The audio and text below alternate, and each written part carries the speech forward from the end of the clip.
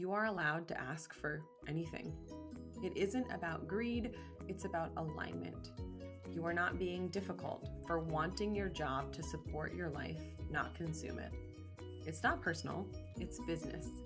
You bring value to the table every single day. And asking for that value to be recognized is part of what being a professional means.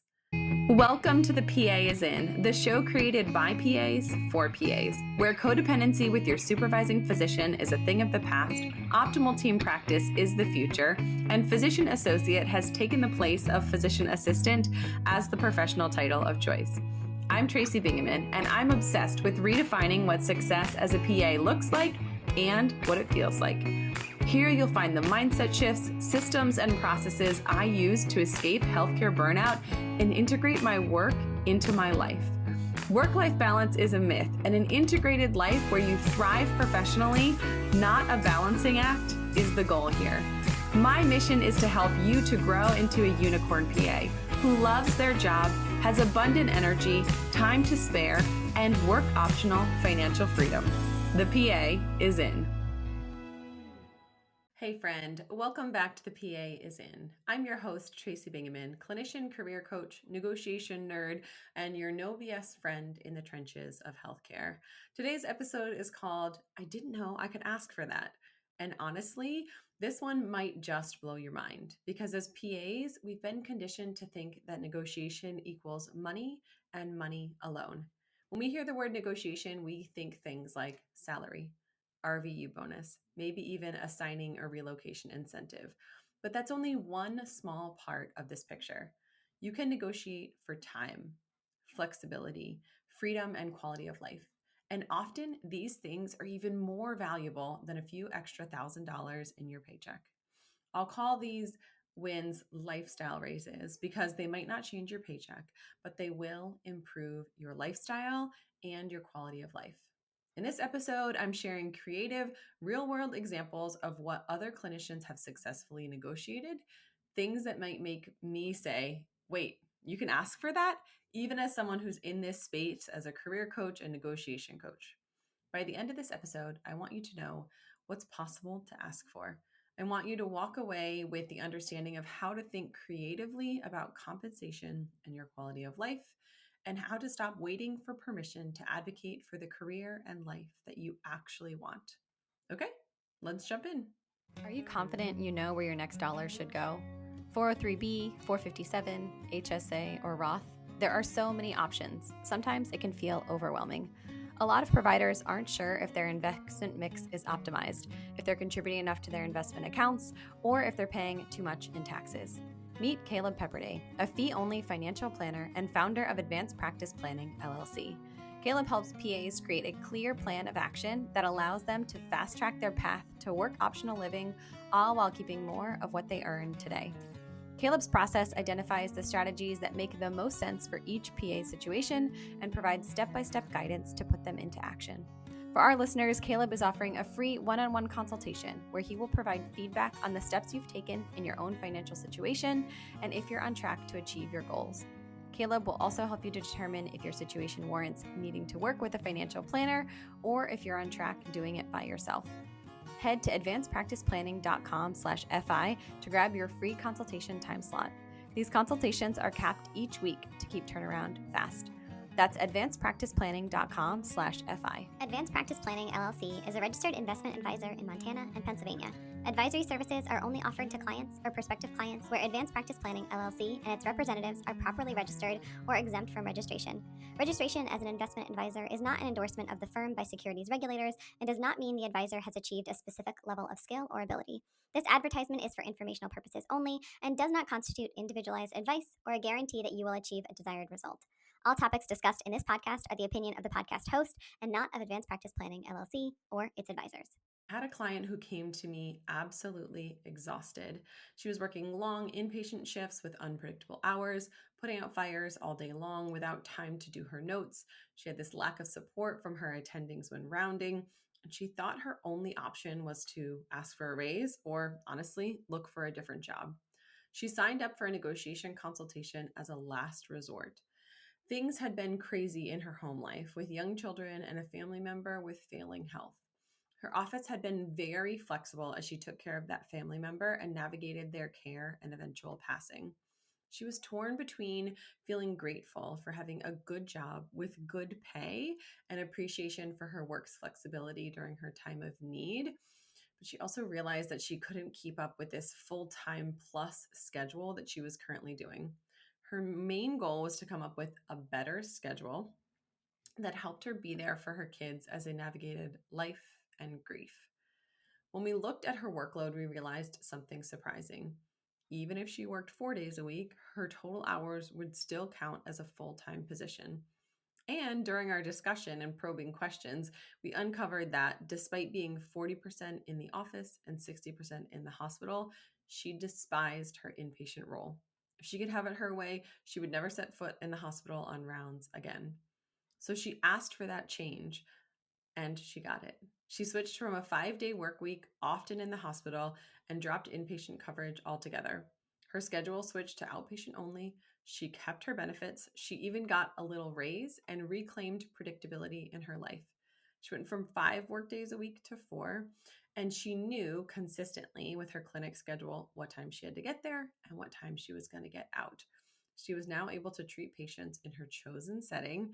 She has 1 day a week to get to herself and her own kids' appointments and do whatever she needs to do to manage her household and make sure her kids are taken care of on that extra day off.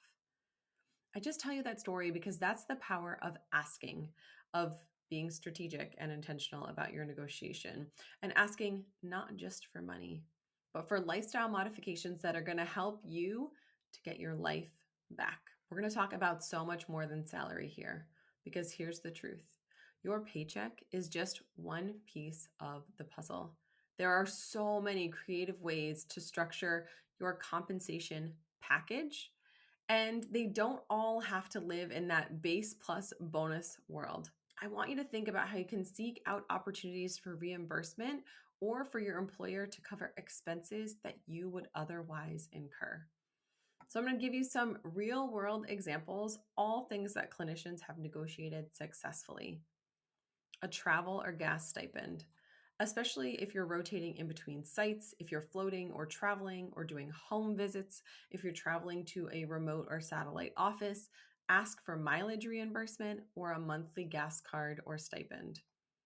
A remote flex day, 1 day per week or 1 day every other week where you are out of the office but working, where you log on at home to handle things like in-basket messages, prior auths, catch up on your documentation, attend meetings, do admin tasks. It saves you time, commuting, stress, and often improves patient follow-up because you're able to stay on top of that dreaded in-basket. A later start at a satellite office. If you're commuting across town or 2 or 3 towns over, negotiate a later start time or an earlier last patient visit on those days. Or if you're hourly, ask for your time in the car spent commuting to that further location to count as hours worked. Now, this one is a little more standard, but you can get some flexibility here. Licensing fees, CME budgets, and days off. This is standard in some settings, but not in all.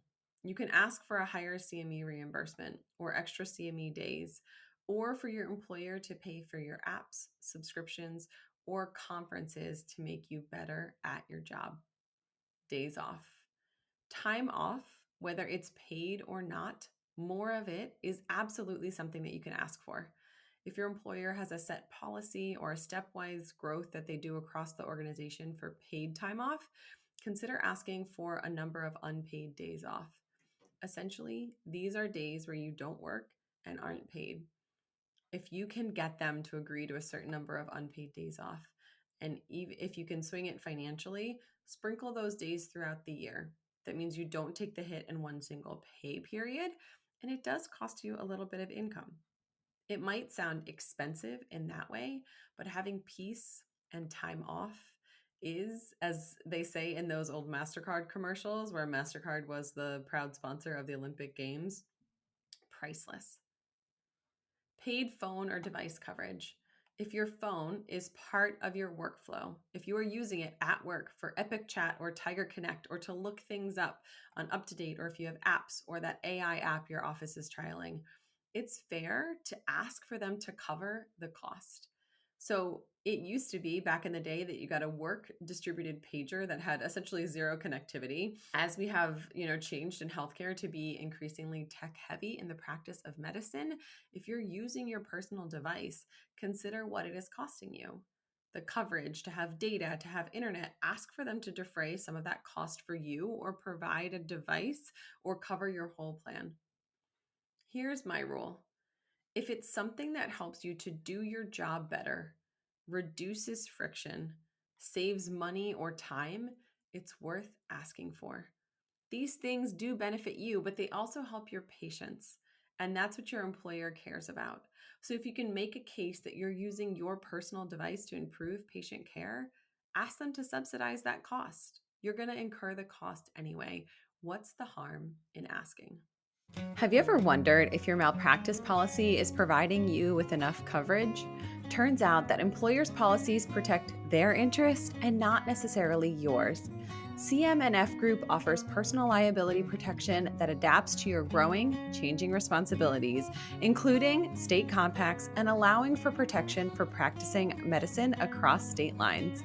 From telemedicine to license and HIPAA defense, if it's something that you need protection for, CMNF has you covered. PA students can even enjoy a completely free student policy from your first day as a student until you become a licensed PAC. In a climate where we are hyper aware of charting wording, covering ourselves, and constantly worried about practicing defensive medicine, you can't leave your liability coverage up to chance. Enjoy the peace of mind, exceptional customer service, and find the best comprehensive coverage that fits your practice at www.cmfgroup.com/thepaisin or click the link in the show notes. Now we're going to pivot a little and talk about the lifestyle and non-financial perks. This is on the other side of negotiation, the lifestyle side, because time is the ultimate currency, and your lifestyle is heavily influenced by your ability to negotiate for things that make, well, your life better. Flexible scheduling. Could you offer to cover the early shift or a Saturday in exchange for a regular weekday off? If your practice cares about providing access to patients who work a typical 9 to 5, can you offer early appointments or late office hours a day or two a week in exchange for a half or full day off? I knew someone once where both partners in marriage were PAs, both were working in medicine full time, and they had no home help. So they put together a schedule that worked for them. One worked in a subspecialty early morning rounding at the hospital and had a schedule, I want to say 5 a.m. to 2 p.m. or 6 to 2 or 5 a.m. to 1 p.m., getting there before the rest of the team, pre-rounding. And the other PA worked a more typical clinic schedule, more like 9 to 5-ish, where patients started later in the day. So that parent could get the kids ready in the morning on the bus or off to daycare, and the other parent was home before the bus let off. If you can find that you are willing to be available when other people aren't, consider leveraging that.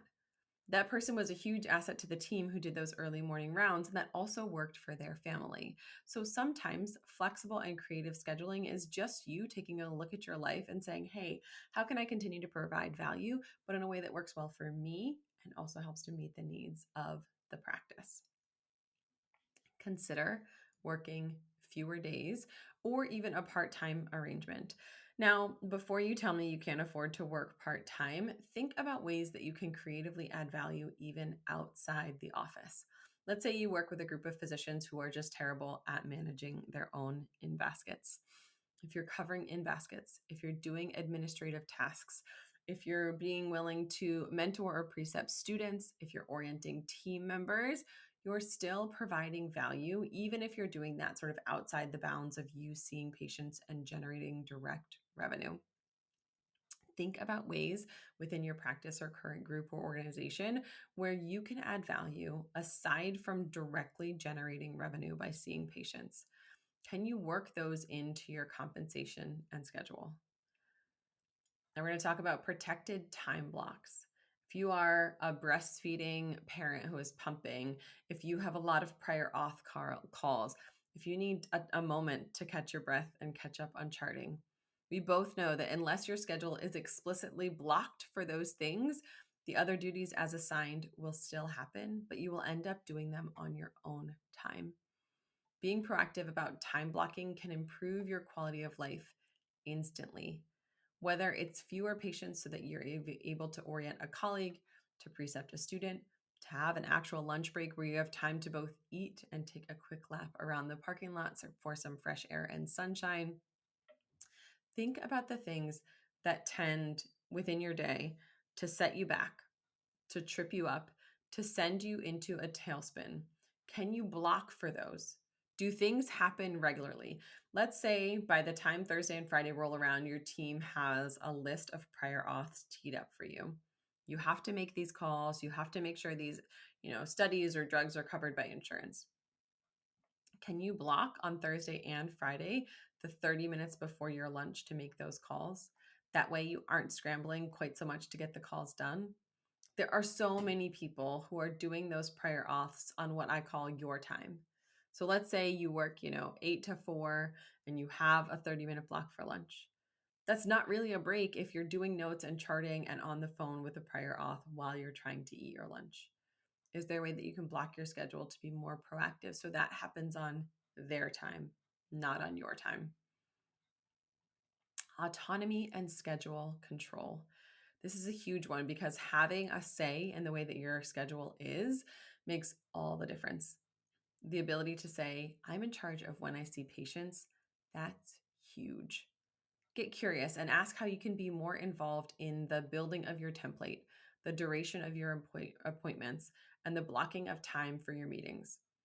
At our office, we have an all hands meeting, I would say like every other month, every other third Thursday, and which is great. And it's good to know what's going on in the practice, and it's good to get this practice by update, except for when you have patients scheduled right up until the moment that the meeting begins. You're scrambling, you're pressured, there's no wiggle room for you to run behind or have that one patient who's extra chatty. I'm not sure what your schedule looks like, but in the real world, in that situation where we wouldn't block until noon and then at noon the meeting started, we'd have a couple of providers, their support staff, the front desk staff arriving late to the meeting because inevitably the morning ran a few minutes behind. We started across the office blocking everyone's schedule 15 minutes before the meeting.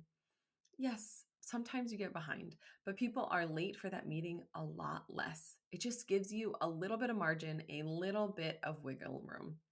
So take a look at your setup and figuring out how you can be involved in the schedule and giving yourself that margin in those situations will improve your life. Trust me, just give it a try.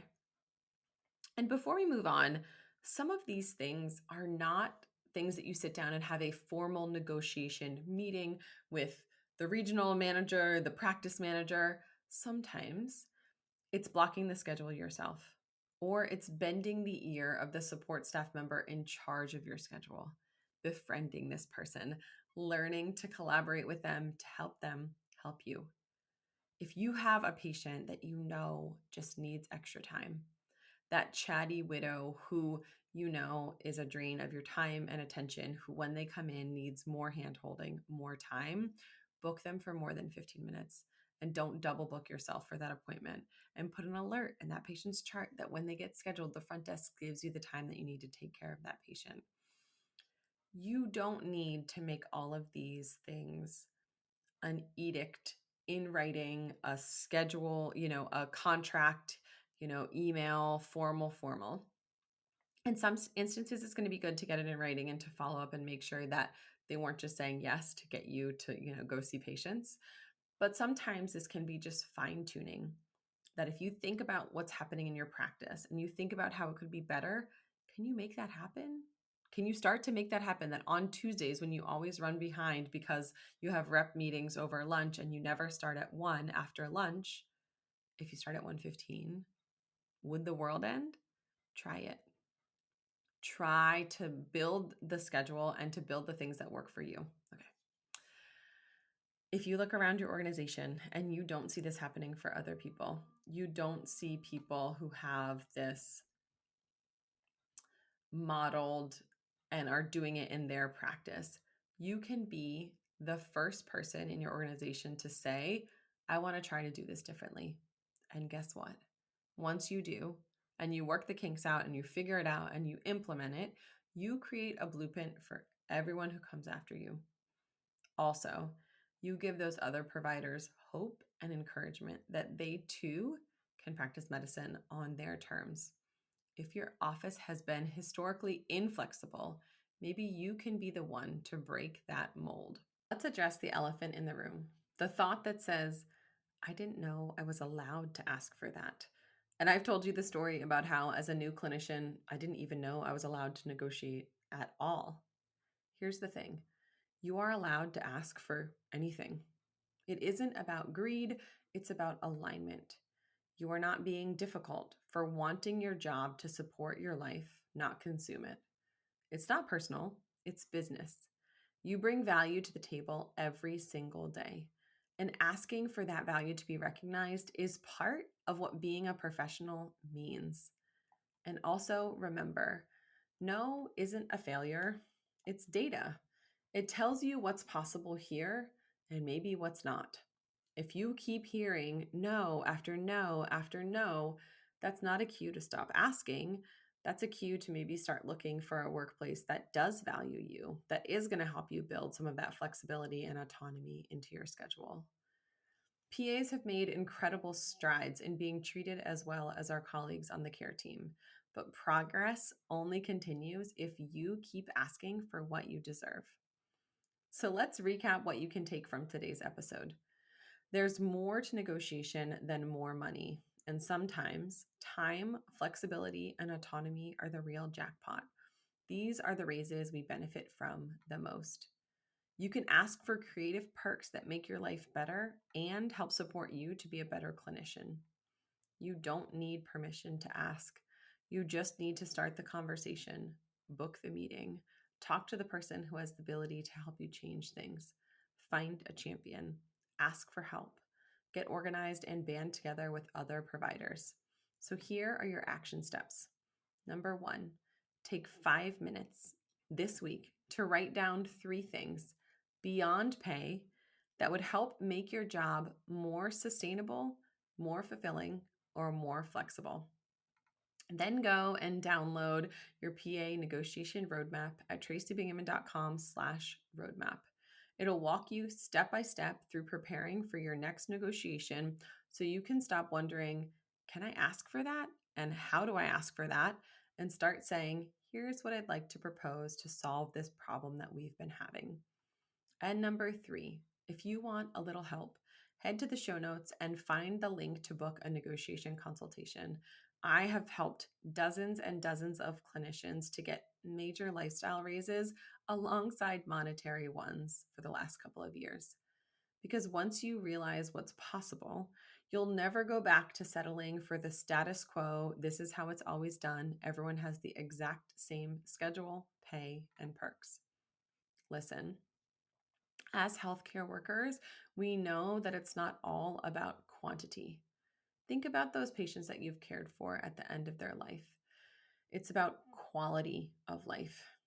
These are things that you can take action on now to improve the quality of your life, your relationships, your peace, and wellness. Thank you, as always, for tuning into the PA is in. It's really a lot of fun to be sitting in this chair, being the one that gets to remind you that you don't need any permission, mine or anyone else's, to design the career and life that you deserve. That's all for today. This PA is out. Congratulations, you've just joined an awesome club. By listening to a full episode of The PA is in, you are officially on the Unicorn PA team. Welcome aboard. What most team members do is they subscribe to the podcast because that allows them to automatically get the latest episode of the show. The life of your dreams exists on the other side of taking action. Keep making small shifts and keep getting better. Your life will improve, your career will soar, and you will have the confidence you need to create your own success. I will see you in the next episode. This PA is out.